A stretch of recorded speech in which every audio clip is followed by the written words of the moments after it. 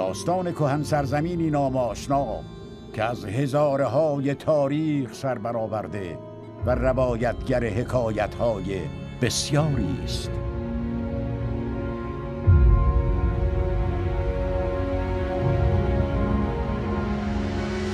قدیمی‌ترین نوشته‌ها گویای این است که کرمانشاه از نخستین زیستگاه‌های بشری و مهد تمدن بوده.